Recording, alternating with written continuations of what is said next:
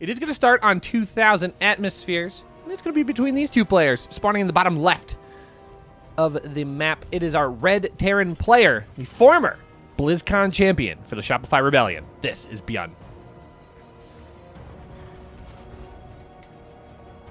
And in the top right from Alpha X in the blue trunks, he is the DreamHack North America champion a few times. He is Astrea. Dude, I gotta say that, I mean, I mentioned this in other casting opportunities, but if there's anybody watching this that has not seen the signature series for Astrea, I'm not saying, like, stop this stream right now. Like keep hanging out with us watching this stream, but when you get a chance, go and watch on YouTube Astrea's signature series. If you're not familiar with the signature series, this was way back in, like, the WCS days where they took an opportunity specifically for, like, the Korean players. Oh, I love this little engineering bay block, by the way. That's gonna wrinkle Astrea just a little bit, but way back in the day, as an opportunity to get to know some of the Korean players a little bit better, they came out with the WCS signature series, kind of digging into their life and their personal background, just to develop some more stories, especially like on the approach for BlizzCon. And as of the last couple of years, that has been brought back, not only spiritually reflecting on what it used to be, but also being more inclusive of a wider audience. So last year we got a chance to see Scarlet, we got a chance to see Raynor, Clem, Astrea, as I already mentioned. So really popular names in the StarCraft community being highlighted, and they're all delightful. So, like, don't just check out Astrea's, like, check them all out. They're so good. Yeah, I mean, I think even of the more recent ones that we got for Korean pros, we got Maru, which was a very interesting one. Oh, yeah. Because obviously Maru's been playing StarCraft 2 forever, and seeing kind of, you know, it's cool to get a glimpse into these pro players' actual lives and seeing, like, the people really behind these games that we get to enjoy. And I know the Maru one was especially interesting, as we do have the Reaper coming on up here, and that's actually going to get sniped, so Astrea is going to be pretty happy with that. Not every day that you manage to get that first Reaper with that Adept on the high ground, but good positioning, and that means that now there's really nothing that Byun can do to scout out what's going across the map. Of course, it's a pretty standard opening from Astrea. He's going to be heading to that Twilight Council. Most likely will be 2 to 3 gate blink just to apply pressure and keep the Terran on their side of the map while you're taking a third. Nothing insane. But on the top of Signature Series, another one of my favorites was actually, as I mentioned before, Su, one of my favorite pro players. I really did enjoy his Signature Series as well, because it was kind of a look back on his career as he was leaving for the military. And, I mean, the pure just the brilliance of being able to be one of the few players who just have secured so many second-place wins in so many different events. I know Su probably feels a little bit differently about the whole thing, but, you know, it's still, like, it is excellence at its finest form. You've got a player who's consistently able to achieve at the highest levels. It's unfortunately a game where one person has to win, one person has to lose, and the fact that Su was able to get to those final matches, incredibly impressive, and I mean, he'll go down in the annals of StarCraft 2 history forever. But being able to follow his ascent to finally take a first place win was just a good feel-good story for everyone. Doesn't matter if you like Zerg or if you like Su or not. It can't help but root for one of the greatest players in StarCraft 2 history. Yeah, as the Adept is finally going to get cleaned up there by Byun. And of course, you know, we're talking about Su, but he's later. We're not going to be casting him until later on, so there's only so much we can say. We should save it for when we actually get to see his games, which is going to be so fun. I'm very excited for those matches, but I think this one is also going to be, is going to probably round out to be a very, very entertaining TVP, because for both these players, Byun and Astrea, this is the matchup that it feels like they are, at least in my opinion, Byun is the most consistent in TVP. I would say his TVZ has had the highest highs, and his TVT obviously has had the lowest of lows, but his TVP remains consistently good. And it just feels like a matchup that really fits his play style, where you want to be aggressive, get on the map, you know, really focus on that micro to find damage, and then the macro element is kind of that on the back end of it, as the Blinkstalker's going to try and find an SCV kill there, but not going to be able to get it. It is that build out from Astrea, the Blinkstalkers with the third base. Then he's going to be immediately getting into Colossus and Charge. So this is your fairly standard Protoss transition, just to make sure that you have some map control and vision. And then behind it, you're getting into a much better composition for fighting the eventual, around 7-minute push that's going to come out from the Terran. And I think from Astrea's point of view, now it's just a lot of zoning and being able to know when all of these different pieces start transpiring. Doesn't look like a third base is currently underway, and that's actually quite common for Byun's playstyle as well. He doesn't want to overextend on the expansion. He really thrives in this early game, taking as many units as he can squeeze out in a 4, 5, 6 minute stretch and just getting the absolute most out of the micro potential of all of these units. Because you're going to notice here, I mean, there are no medevacs. There finally we've got 2, but we've seen so many where, I mean, Byun makes it work without medevacs. He'll march 10 to 12 Marines across the map, usually at an earlier time frame, and just one stim will obliterate an entire base worth of economy for his opponent. But this is going to be a little bit more of a dedicated push, coming with a couple of Cyclones, coming with those medevacs this time around. But Astrea is doing his diligence to stay on top of the positioning here. He has a pretty decent scout, and the Colossi are going to be in position to at least defend. Yeah, but as here we go, the stim is going to come forward, and that's immediately a Colossus going down, and Byun does not want to waste any time. He knows that his army is strong. He knows that he has the upgrades that he wants, and now it's just the Colossus left. Some charge lot weapons here will be able to force the pickup. Alright, Byun knocking down one of those Colossus is a very, very good start to this game.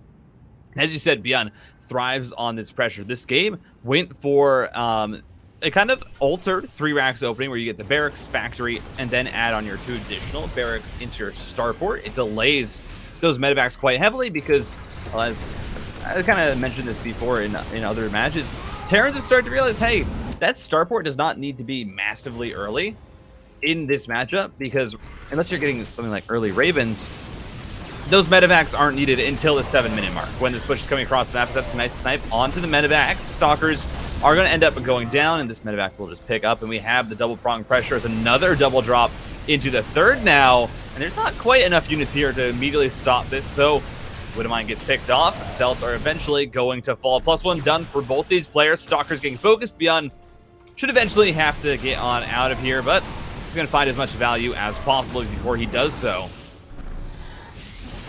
This is just really, really big aggression here, streaming across the map.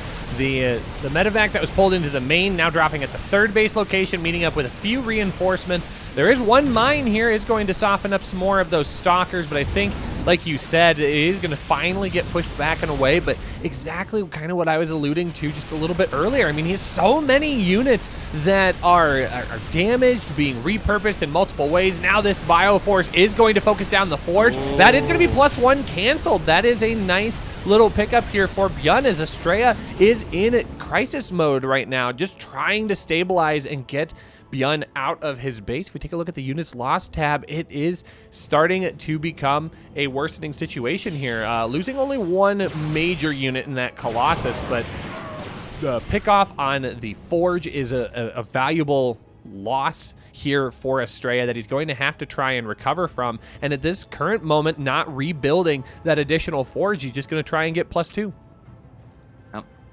It's not going to be able to head into those double upgrades. And also, you have to keep in mind, 11 probes did go down during that engagement. Of course, with 4 Nexus, Astrea will be able to macro back up fairly easily. But behind this, Byun is doing the same. He's gotten his 3rd base up, and this is how Byun plays. He puts on so much pressure that he's able to pretty much get this 3rd base for free as long as he's trading. And we see some cases where maybe he overextends, continues on trade for too long, and then the Protoss is able to run it across the map, but that was not the case so far in this game. Byun, knowing exactly the limit of these units, now has +1/+1, has Vikings in production, as well as the Ghost with the enhanced Shockwave, so he's getting into this Terran army that is frankly going to shred through charge lots.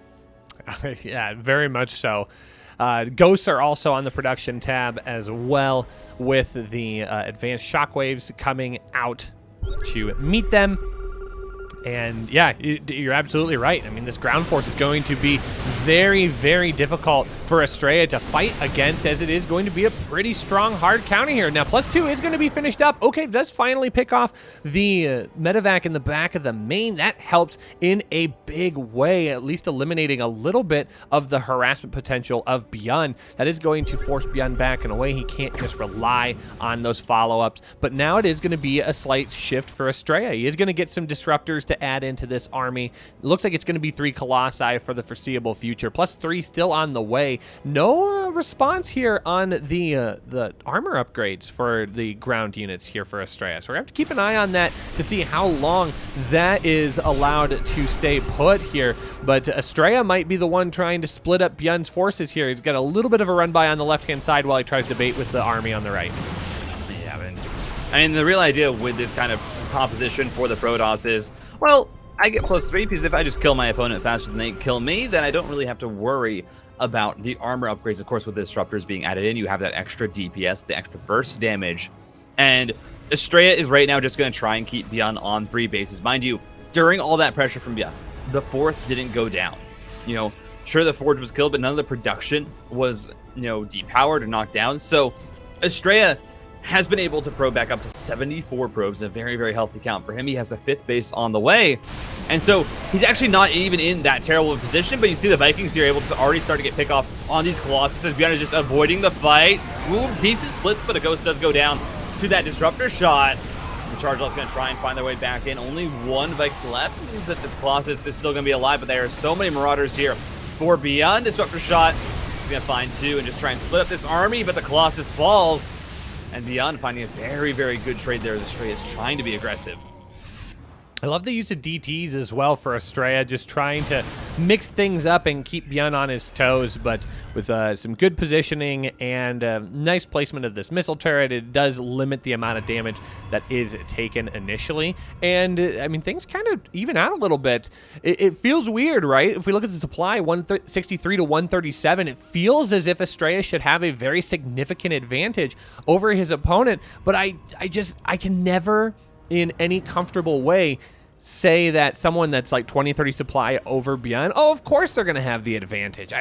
We've seen so many armies exactly this size for Byun just decimate supplies 2, even 3 times greater than his opponents. So Astrea is definitely not out of the woods just yet. He still has a really strong army composition that he has to deal with. The only upside here for Astrea, Byun is a little bit behind on his upgrades, only now getting 2-2 bio, so that is a bit delayed. But again, it kind of came at the cost of getting this 4th base secured and additional production on the way as well in the form of barracks at the 4th base. Yeah, I mean, you got to keep in mind that right now the army quality for Astrea is not that high, but also for Byun, you know, you don't really have any Liberators being mixed in. They will finally be added on here towards the end, but the reason why he can afford to stay right now on a very, very heavy Marine Marauder count, only just now getting back into that Ghost production, is because Astrea does not mix in a lot of splash damage. It's the Disruptors, and that is it. The Colossus all got killed. You don't have Storm on the way. So for Astrea, he's really focusing on this ground-based army with the Charge Lots, with Dark Templars and Blink Stalkers. I mean, he's on 12 Warp Gates. But Byun is not really going to be afraid of fighting that army straight up. The only thing he's scared of is that splash damage, which is going to force him to split. It's going to force a response out of the Terran. Other than that, as soon as this +2/+2 comes through, the Terran should be able to fight fairly evenly. But, I mean, look at Astrea. He's got his upgrades back in action. 2 Forges working, +1 armor, +1 shields on the way, and continuing, find some nice Disruptor shots here. And again, any value that you can get out of a Disruptor where it doesn't die is worthwhile, because you're just going to continue to get value out of these units.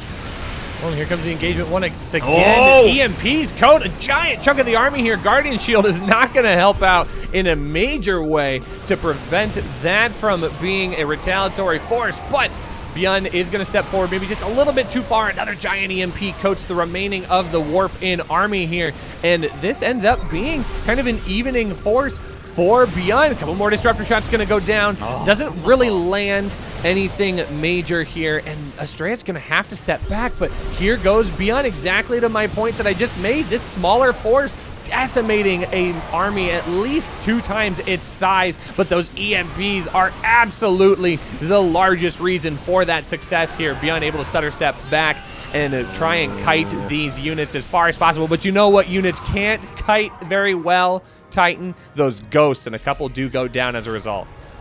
Yeah, ghosts, they don't have stim pack. They'd be much too powerful if they did, and so a lot do go down. That is quite a few minerals lost here for Byun. He's still able to, I think, to find a decent trade. The only issue is when you're trading army versus army, usually it's going to be, at least in PvT, the person who has a better economy behind it that is happy with that. Of course, when you get into something like TVZ and you have the Terran economy that's just trying to get bigger and bigger, then that's a different story. But in this matchup, Astrea, he is on 6 bases.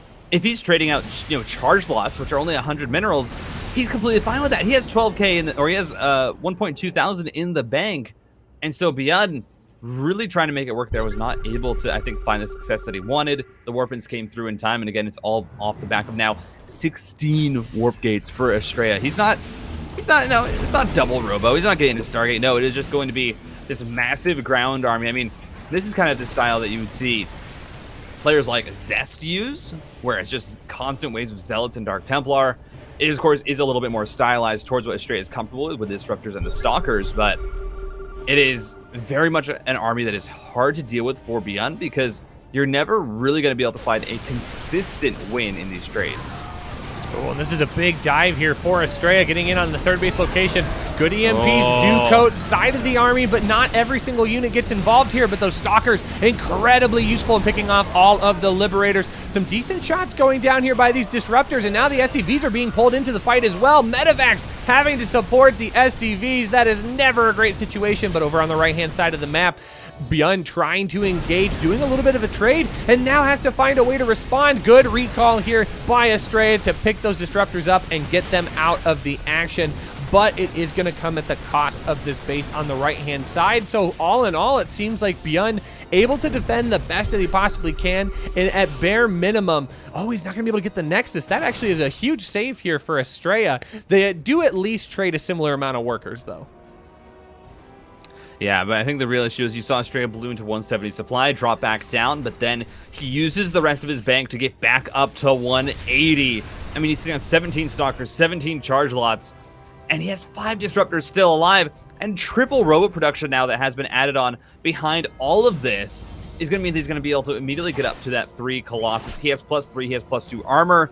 This is a very, very strong army for Astrea, and now he's harassing with Dark Templar in the main base. Of course, knocking down these engineering bases, not that important. +3/+3 is already done for Byun, but when it comes up to this main fight, these Disruptors, they don't care about upgrades, and they're going to show that very, very well. As a little bit of an overstep there, losing some of the Disruptors, but again, Astrea, he's on 6 bases, Rushi, and a 6-base Protoss does not care about throwing away a few gateway units to find or to keep thinning out this Terran army so that they can't reach critical mass. Oh, you're absolutely right, especially since Byun's bank not really that strong here. So his ability to crank out units at a rapid pace is going to be a little bit more difficult for him at this current point. So this base here at the 9 o'clock position, incredibly important for him to maintain and protect so he can continue to get additional income on his way. But Astrea using the opportunity just to take care of business on the opposite side of the map.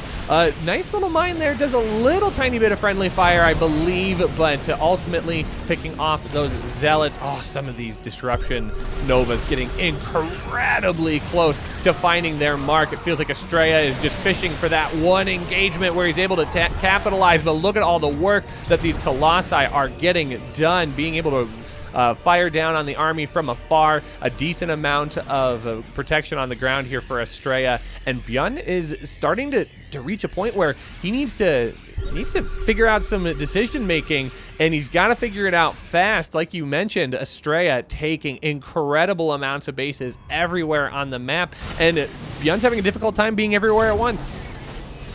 Yeah, it's just so hard for the Terran in this position. As all these Marauders stimming forward, some great Disruptor shots, though, means they thinned out. I mean, Byun, he's trying to pull out all the micro tricks to snipe the Disruptors, but there's the big shot. At the same time, a Zealot counterattack into the 4th is going to knock down that command center. And Byun, I mean, trying his hardest here to get this game into a winnable position, but Astrea just so solid with this macro. It's still at 73 workers. It's still sitting at 6 bases. And he has 4 Colossus now. And you just see that +3 does so much damage on those thermal lances. And it looks like Astrea should be able to crush this army with that. Byun should drop this game 1 as Astrea beautifully played. Well. So you're bringing a conversation piece about Glittering Ashes in for this TVP. What I think could be very interesting in this map would be that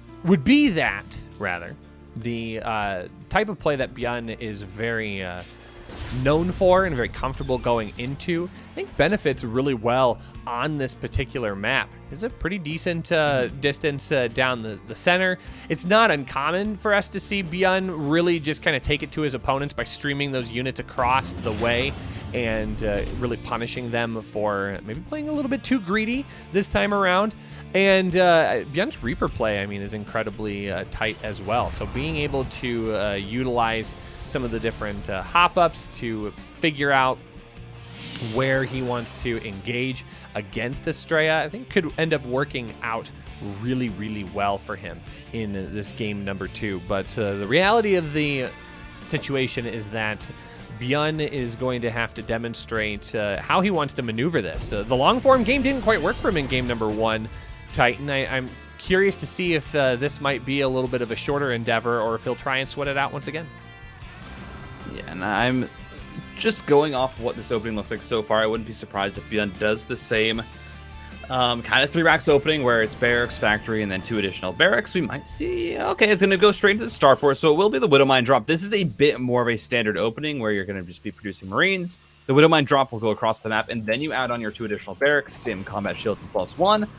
And that push that comes across the map is just a little bit quicker. You can opt for around a 6:45 timing attack, as opposed to what we saw from Byun there, where it was around 7 minutes pushing with the Cyclones. And so was really reliant on, after, of course, sniping a few Colossus, then going into drop play. So there wasn't really much longevity in that initial push.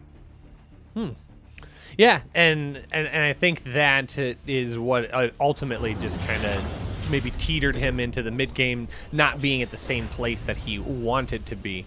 But I do like this choice here. The Widowmine drop is rather effective, especially if Astrea doesn't do his diligence to try and scout for this. And Probe kind of zigzagging across the map, a little concerned that there might be something waiting out in the far corners of Glittering Ashes. I mean, this is a big map, all things considered, so it's not unlikely to post something as a proxy out on the map, but not the case here. Of course, we get the all-knowing vision of seeing what both players are up to, but Astrea doing his diligence to try and find that secret proxy if it exists.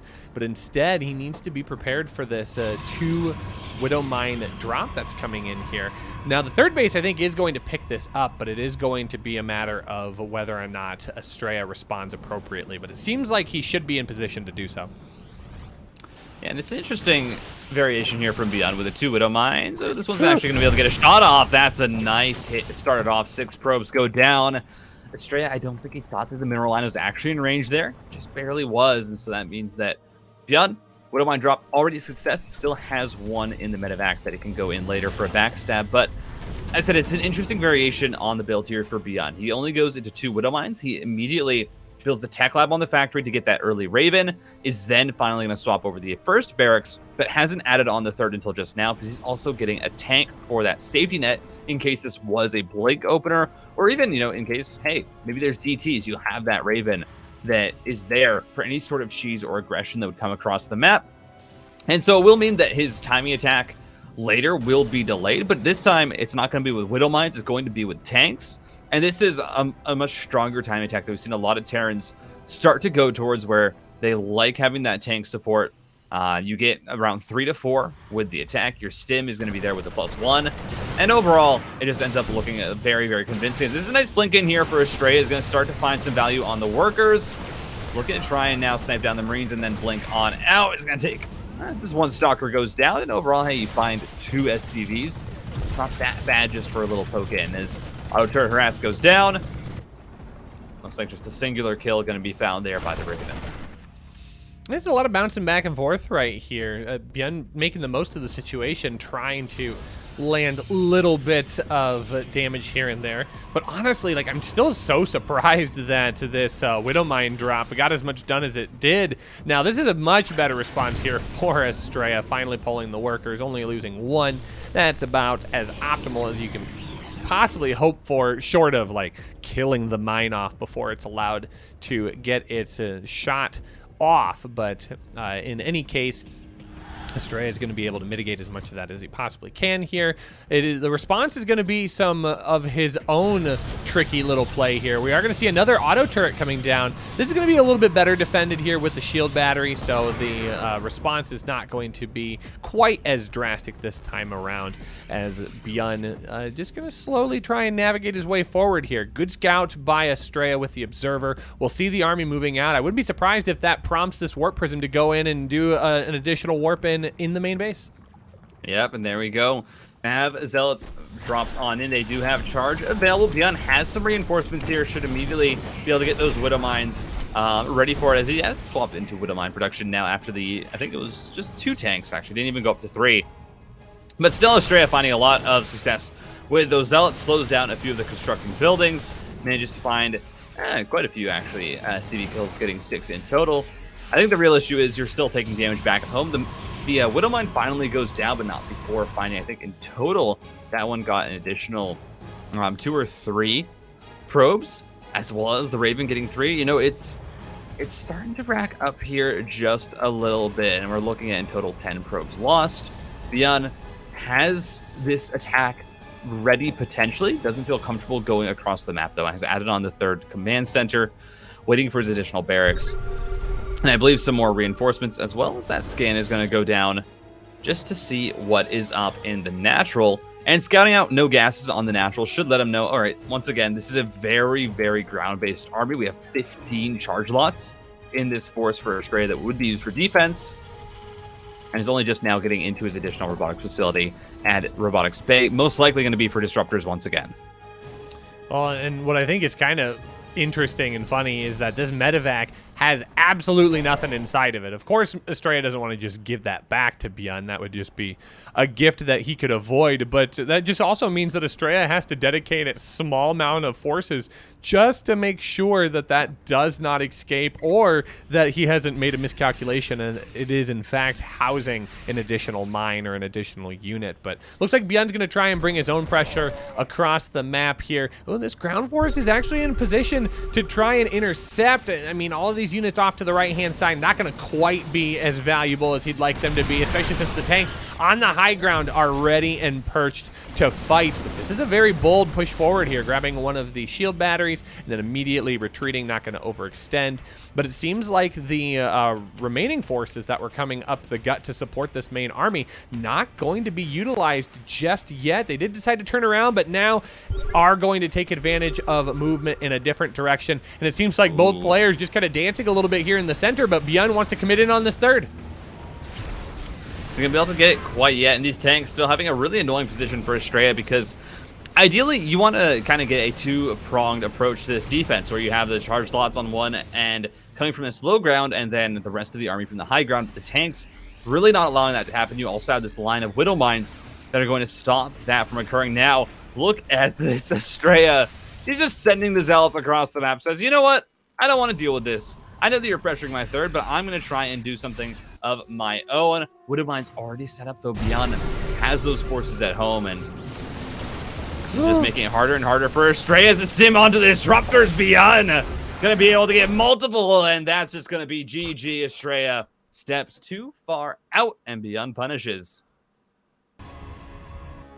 I think there's a load of factors that can go into the decision-making of whether or not to sweat a game out to the bitter end. And when you're in a situation where you can afford to toss the game and just say, all right, like, whatever, we made some mistakes, no reason to overdo this, let's just get into the next one. I mean, that can be a big piece. Obviously, if that would have been like a Game 3 scenario and the game was on the line, or series was on the line, rather, and the winner takes a trip to Code S, well, of course, I think Astrea might have been able to deal a little bit more damage there. Might not have ultimately changed anything in the end, but a lot to consider, especially in those high impact moments. Yeah, and I feel like there's two kind of schools of thought when it comes down to it. You have, the CGG timing, where it's like, all right, listen, I'm just going to try and make my opponent as annoyed as possible, keep playing this out, wear them and exhaust them, so that in the next game maybe I have a better chance because they're maybe a little bit tilted from it. And then, of course, there's the school of thought of why waste the energy when I can just go into another game and then look to win that. So I definitely feel like Astrea, especially when you're going up against a player like Byun, Byun, we've seen players do the first approach, but usually that's only actually in the live events, because Byun has had wrist issues when it's live at the GSL studios. But online, that's not really a problem, and Byun's endurance is actually quite insane with how much he plays online. Yeah, I guess that's an interesting thing to consider there. So we'll never truly know. I mean, unless we ask, but at this moment, effectively, we'll never truly know. But game number 3 is going to be underway here. A much different approach here for Byun in game number 3, going for the 3 barracks here. And it is going to be accompanied with a factory, so there will be cyclones involved. This is more akin to game number 1.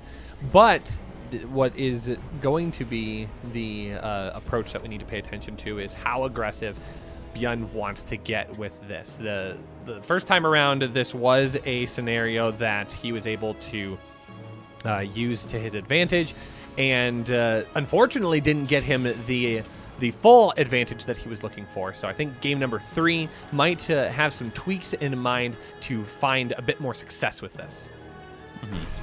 And obviously, it's a very different opening from Astrea. It has been the Stargate into the Oracle, and then the Blink. So this is a much slower Blink. It's a much more macro-oriented one as well, because you see that third base has gone down before, or at the same time as the upgrades starting up. So for Astrea, it's a lot more of a defensive game on Berlingrad. I think that's very smart, because this map, of course, it's a very short rush distance. And so as the Terran, if your opponent is being too greedy, of course, you can punish that very, very easily. As the Protoss, if you get out on the map, you try and commit on in, you try and be aggressive, you get caught out, there's not a lot of time for you to rebuild the army that you lose before the Terran is going to be in your third base or in your natural.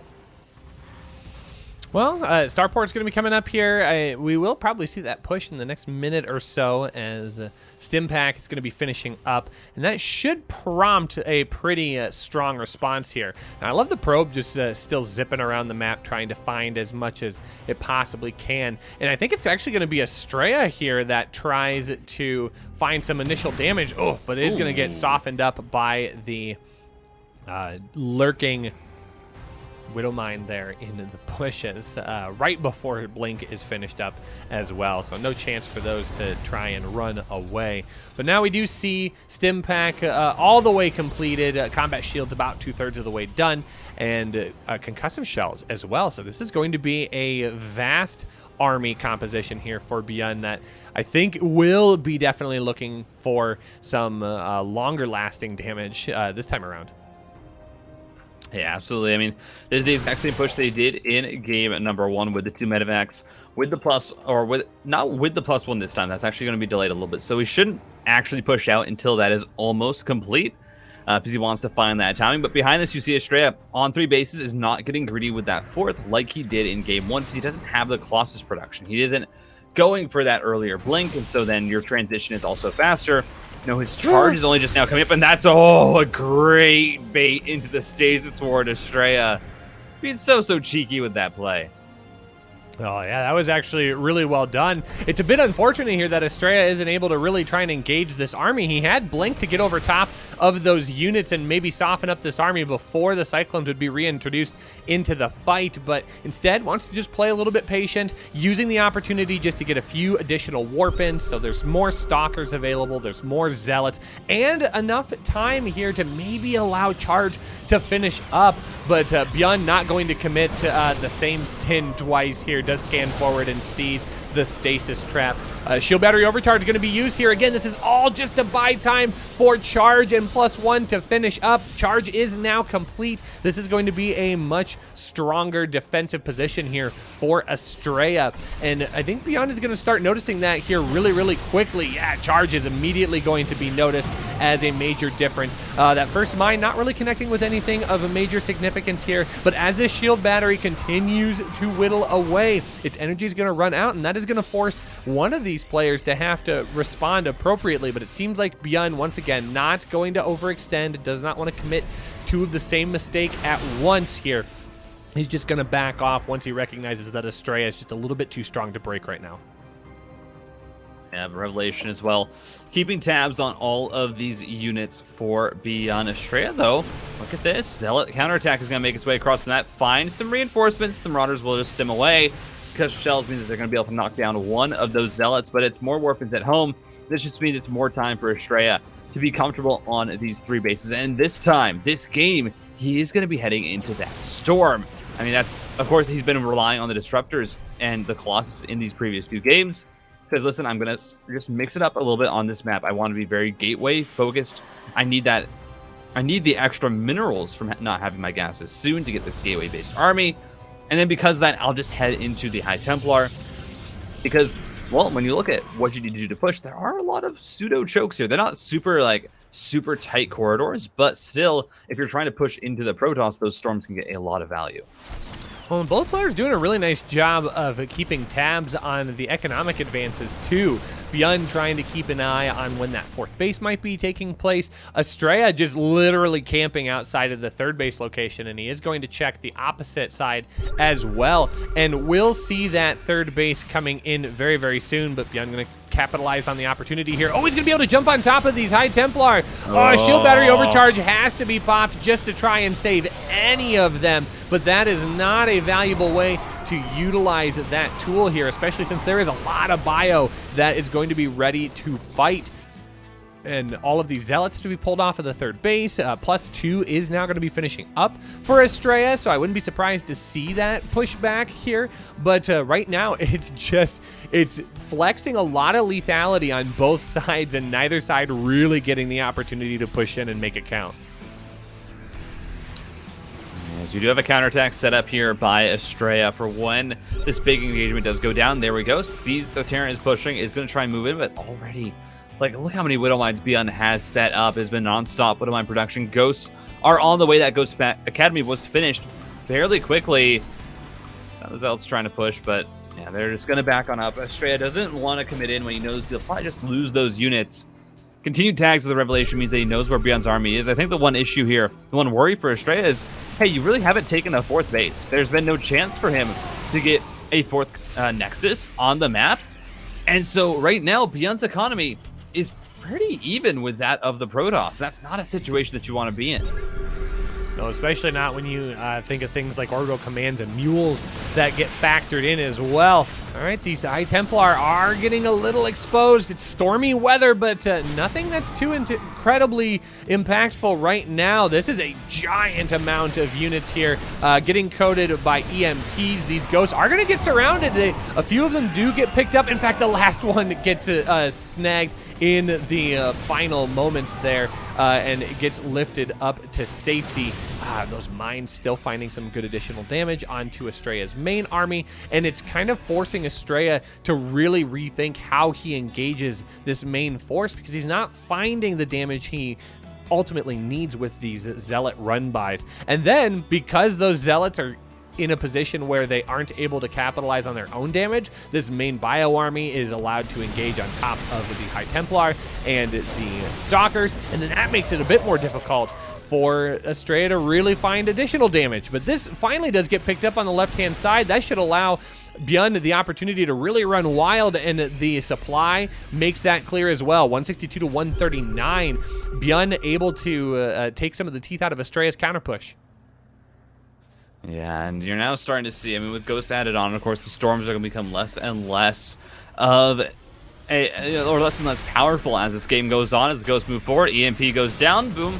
2 High Templar out of energy. The 4th has to be canceled as these Disruptors once again getting caught out. Astrea manages to find some good shots with it, but has to be so careful with those units as the EMPs are going to go down on top of all of the charge lots. There's one more storm, not even a storm left on that High Templar. It's 5 more energy for it as a single ghost is going to be left behind. His mission, kill the probes, and he does that fairly well. But right now, I mean, Byun is in a pretty, I mean, it's a decent position. It has the 4th command center on the way, of course. It's going to be a while until that's up. So Astrea not having his 4th Nexus, it's not the worst thing in the world, but still, it's not a comfortable position for the Protoss as the Oracle also gets sniped, so no more constant revelations and vision on the Terran army. Well, and I think it's really important for us to remember that Astrea has been on 3 bases for, gosh, 6, maybe 7 minutes total here so far in this game, and that adds up over time. I mean, 3-base Protoss is incredibly strong, but against a growing Terran army, you really need to find an additional way to continue growing yourself. So the 4th base going down here is going to be helpful as long as it's allowed to get set up into position, but Astrea is still going to have a lot of work here to deal with this growing Bioforce. 2-2 is about 40% completed here. Oh, what's giant EMPs on the chunk of this army. The Sim City of the Protoss really kind of working against him, getting all of these units clumped up here. The 4th base is going to be spotted here by Astrea, so he does know that that base is secured. There will more than likely be a planetary fortress being brought in. Yep, exactly right on schedule. And both players now just trying to play touch and go here as they advance into about the 14-minute mark of the game, and neither player really has a clear advantage. Yeah, Byun is going to be working on adding on his additional barracks finally. He's been on 5 this whole time, but with the 4th base coming up, of course, he's going to want to extend that. A nice storm here to zone out the bio. EMP, though, is going to deny the secondary storm. Another one and try and come up. Good dodge on the EMP, but that's going to be a cancel on the 5th bases. Look at this collapse here from Astrea. He says, listen, I'm not going to let you escape. Disruptor shot is already going to get some good value. And the load up. Oh, the missed target. The medevacs are going to find their way into the main warp as they're coming through, but this is Byun's whole army trying to distract. He also has another counterattack heading into the 3rd base of Astrea. Byun right now trying to pull apart the Protoss. Disruptor shots going out, and they're going to find some amazing connections here for Astrea, but he's going to lose the 3rd Nexus. Oh, incredible micro here for both players. Byun with some very, very good splits against the Disruptors, but also able to navigate the Bioforce there at the 3 o'clock location on the map, and that is going to be a big base lost here for Astrea. He needs to get that Nexus rebuilt, and he will do that about as fast as possible, but Byun able to get out with a decent amount of damage. Look at the units lost tab here. It's 8,800 minerals to the 12,000 minerals lost for Astrea. The gas relatively even, but getting a lot of good damage done here and kind of keeping Astrea on his back foot as not able to engage. Once again, the mines doing an outstanding job of bullying the main army of Astrea while also giving Byun the intel that he needs. Yeah, here we go, collapsing on in. Oh, some amazing EMPs to weaken up all of these units. The shield battery overcharge trying its absolute hardest, but more EMPs onto the High Templar coming through. Disruptor shots are going to find some decent connections, but Astrea has already lost so much. Byun has to be careful. The Colossus, the Disruptors, there are 2 forms of splash in this army, and they're absolutely deadly if they do end up connecting. With the singular Viking will finally be knocked down. The 3rd is attempting to be rebuilt, but actually Byun might just be able to find another cancel. Has to pull back, snipes down the Disruptors, and Astrea just continuing to take losses here in this game. And sure, I think Byun's army is weak, but he's actually going to still be able to get away with most of it.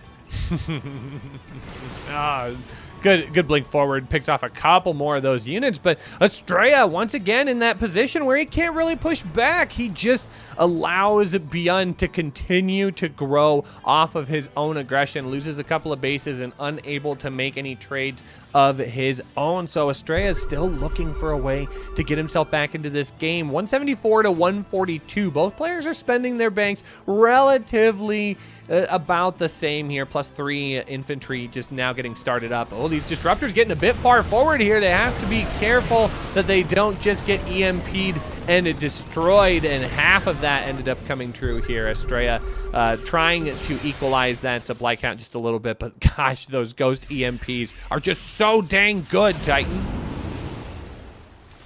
It's a pretty good spell. It's a pretty good unit as well as Byun right now sitting at 4 bases, adding on a 5th. He's going to be working on his +3 upgrades. No armor, does not quite have the minerals for that just yet. Should have the gas, and so I imagine that'll be added on fairly shortly, unless Byun did just kind of forget. But on the other side, Astrea, +3 attack for himself, working on the +2 armor as well. So he's actually going to be on equivalent, and actually right now, better upgrades than that of the Terran. Of course, it's still very hard to try and find a fight because you're down in army supply. The workers are even, and so all the supply that Byun is ahead right now, only 16, is in that army. He's going to look for a collapse here onto this force, but there's so many disruptors available, and that disruptor shot is very, very good to start it off. 2 more being sent out. Astrea! The disruptor control is so good, but the Colossus have fallen. And this is the main disruptor clump, so he has to be careful. He can't afford to lose this position. Well, should be able to clean up Byun's army on this side of the map.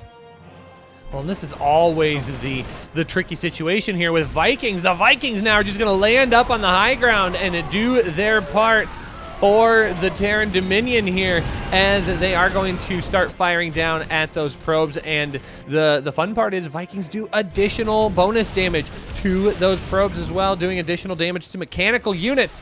And they are able to just do as much as they can until they pop back up into the sky and fly away here.